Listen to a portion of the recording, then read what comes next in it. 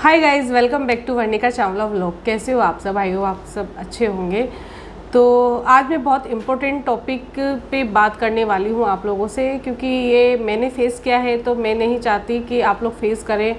कुछ तो मेरा इसमें एक्सपीरियंस रहा है और कुछ जो है वो मेरी बेटी के जो डॉक्टर हैं, पीडियाट्रिशियन हैं, उनसे डिस्कशन रहा है। कुछ मेरा वर्क एक्सपीरियंस रहा है और कुछ मैंने स्टडी की है।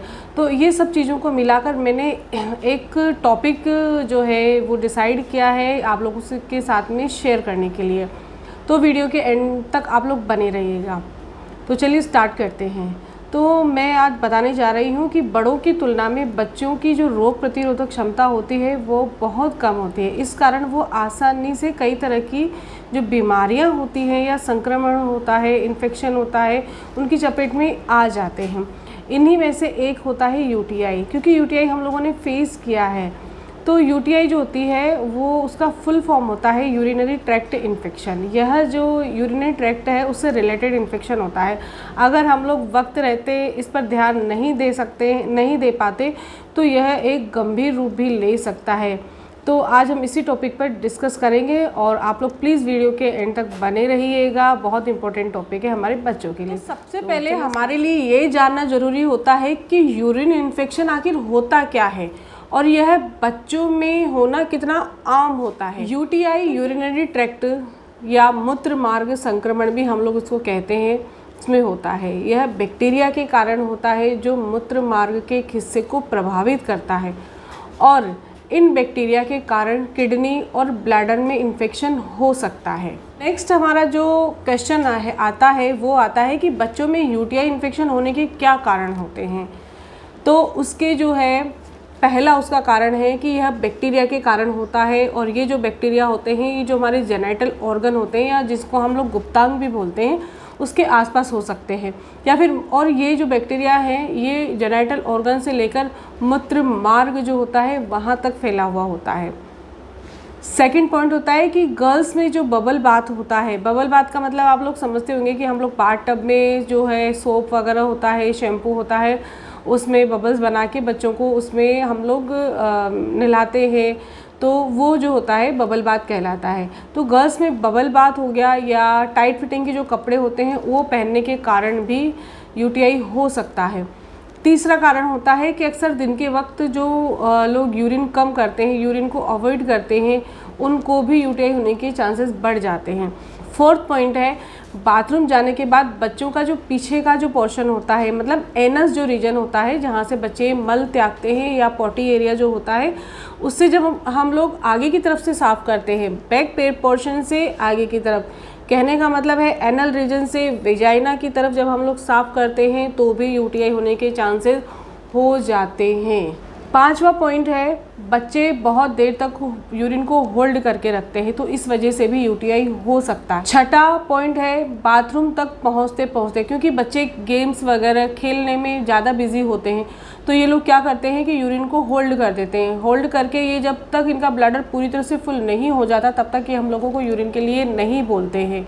तो इनका जो ब्लैडर फुल होने के बाद बाथरूम तक पहुंचते 2-4 ड्रॉप इनके जो अंडरगारमेंट्स होते हैं उनमें यूरिन गिर जाता है और उसके बाद में हम लोग क्या करते हैं कि कई बार हमको भी नहीं पता होता या बच्चे जो होते हैं वो बताते नहीं हैं कि हमने अंडरगारमेंट्स में 2-4 ड्रॉप यूरिन पास कर दिया है।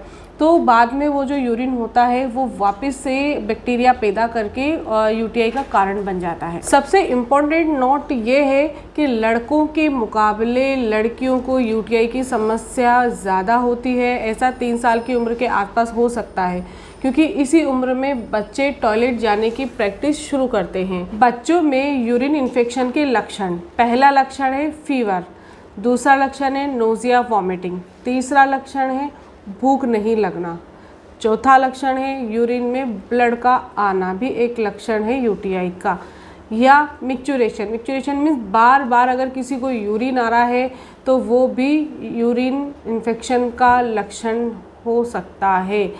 कम मात्रा में यूरिन आना वो और बार बार आना, ये दोनों ही लक्षण यूरिन इन्फेक्शन के लक्षण हो सकते हैं। यूरिन पास करते टाइम में पेन होना, लोअर एब्डोमेन यानी कि जो ब्लैडर साइड होता है वहाँ पे पेन होना, वेट नहीं बढ़ना, टॉयलेट ट्रेनिंग के बाद भी बच्चे का बेड वेट करना, ये इस तरह के जो लक्षण हैं ये यूरिन इन्फेक्शन की तरफ इंडिकेट करते हैं। अगर यूटीआई क्रोनिक है तो लक्षण ज़्यादा गंभीर हो सकते हैं। कहने का मतलब है कि राइगर विद चिल्स, मतलब अगर किसी बच्चे को जो फीवर आ रहा है, फीवर में उसको कपकपी छूट रही है, तो वो राइगर कहलाता है। और जैसे ही राइगर ख़त्म होता है वैसे ही उसका टेम्परेचर 100 अबव चले जाता है और उसके साथ ही उसको फीवर आ जाता है।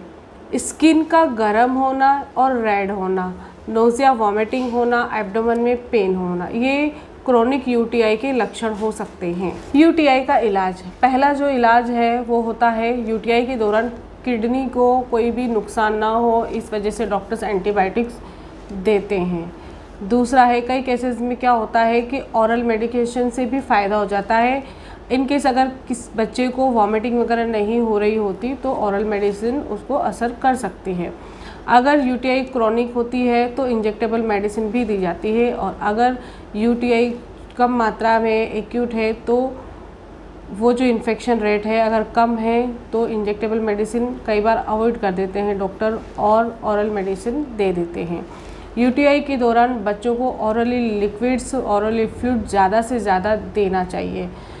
चौथा पॉइंट, अगर कई बार यूटीआई बार बार हो रहा है तो मेडिसिन लंबे टाइम तक चलती है। पांचवा पॉइंट, मेडिसिन का कोर्स पूरा होने के बाद वापस से यूरिन रूटीन यूरिन कल्चर करवाया जाता है, ये रीचेक करने के लिए कि यूटीआई पूरी तरह से ख़त्म हुआ है कि नहीं।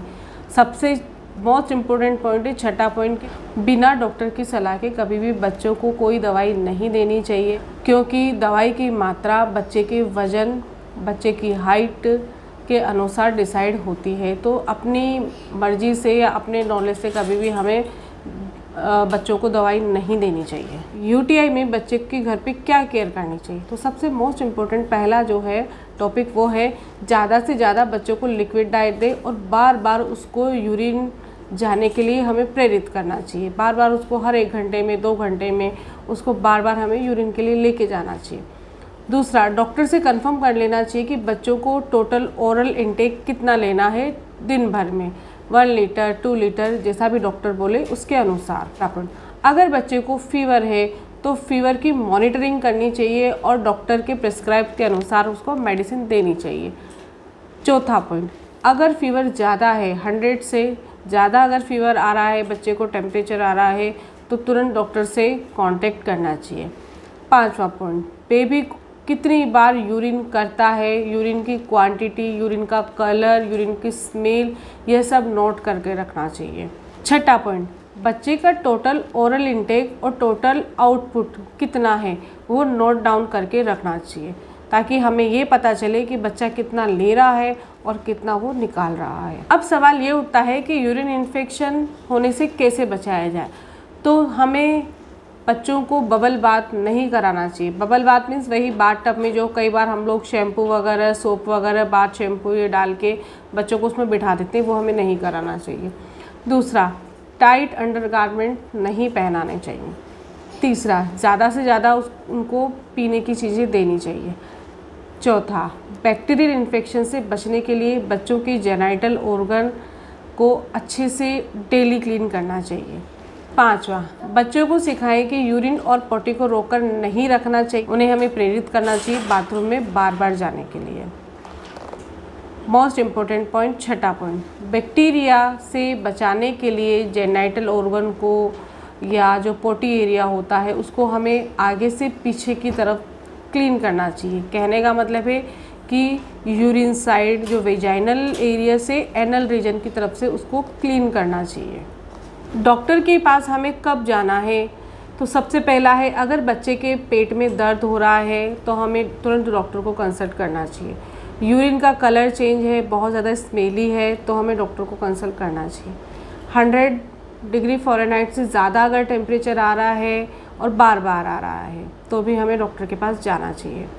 एब्डोमेन में, लोअर एब्डोमेन में अगर पेन है तो भी हमें डॉक्टर के पास जाना चाहिए। फीवर लगातार आ रहा है, बुखार कम नहीं हो रहा है तो भी हमें डॉक्टर के पास जाना चाहिए। बार बार टॉयलेट में जाना लेकिन खुल के यूरिन ना आना, कहने का मतलब है कि 2-4 ड्रॉप आना या 8-10 ml यूरिन आना, ये भी एक तरह का साइन है। और सबसे बड़ी बात यह है कि अगर बच्चे को नोज़िया वॉमिटिंग हो रही है, नोज़िया का मतलब मैं आपको बता दूं कि बच्चे को उल्टी जैसी तो आती है, मतली तो आ रही है, लेकिन वो वॉमिटिंग कर नहीं पा रहा है, ओनली उबकाई आ रही है, उसे हम लोग नोज़िया कहते हैं।